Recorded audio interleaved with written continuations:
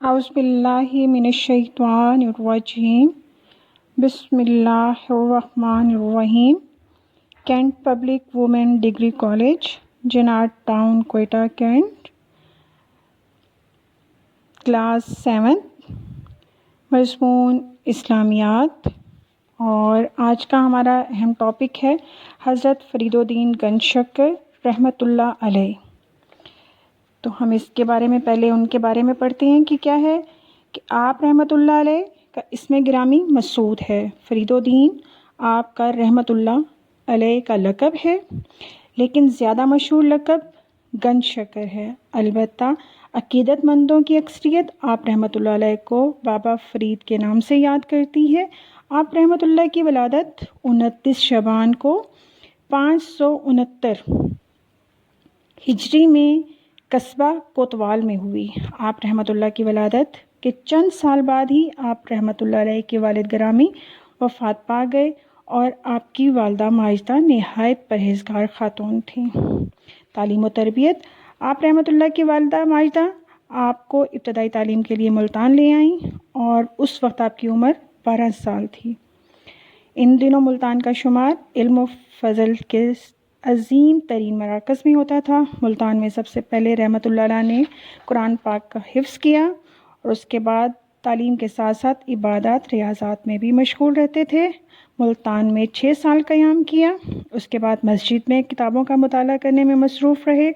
یہاں پر خواجہ قطب الدین بختیار کاکی رحمۃ اللہ علیہ اس مسجد میں تشریف لائے، اور انہوں نے آپ سے پوچھا کہ کیا پڑھ رہے ہیں، تو اس کے پڑھنے پہ آپ کو کیا فائدہ ہوگا۔ حضرت فرید الدین گنج شکر سے نے احترام سے جواب دیا کہ مجھے آپ کی نظر سعادت سے فائدہ ہوگا، اور اس کے بعد آپ ان کے مریدوں میں شامل ہو گئے۔ اس وقت آپ کی عمر 15 سال کی تھی، جب آپ رحمۃ اللہ کے مرشد نے فرمایا کہ کچھ عرصہ ملتان میں قیام کے بعد علوم ظاہری کے حصول اور ممالک کے اسلامیہ کی سیر و سیاحت کے لیے سفر کرو۔ حضرت فرید الدین گنج شکر حصول علم کے لیے بغداد، لیغ، بخارا، بیت المقدس، مدینہ منورہ اور مکہ مکرمہ میں بھی گئے۔ آپ نے 3 سال تک حرمین شریف میں رہے۔ اس کے بعد آپ اپنی والدہ کی قدم بوسی کے لیے کوتوال واپس آئے، پھر وہاں سے دہلی چلے گئے، اور خواجہ قطب الدین بختیار کاکی رحمۃ اللہ کی آمد سے آپ کو مسرت کا اظہار کیا انہوں نے آپ کی آنے پہ، اور اس کے بعد پھر آپ نے تبلیغ شروع کی، اور اس میں اجودن کا منتخب فرمایا کہ اس کا نام پاک پتن ہے۔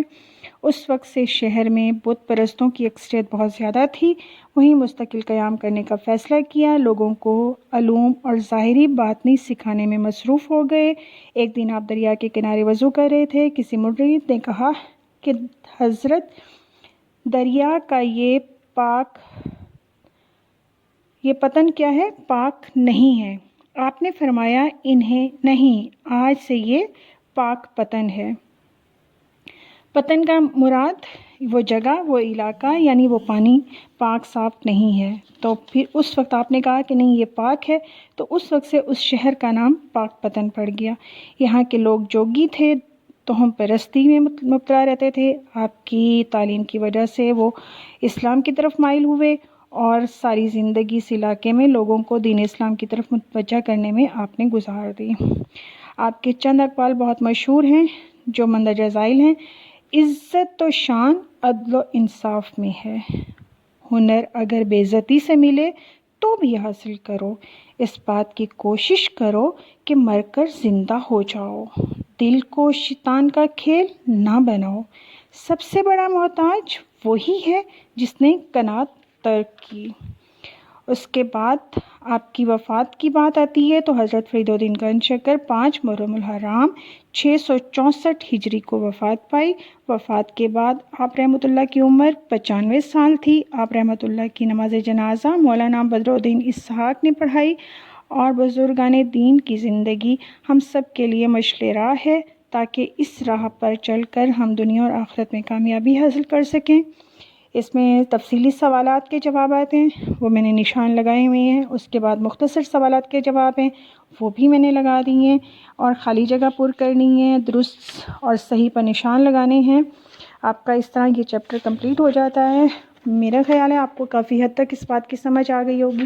اگر نہیں سمجھ آئی تو پھر بھی آپ مجھ سے دوبارہ بات کر سکتے ہیں، پوچھ سکتے ہیں۔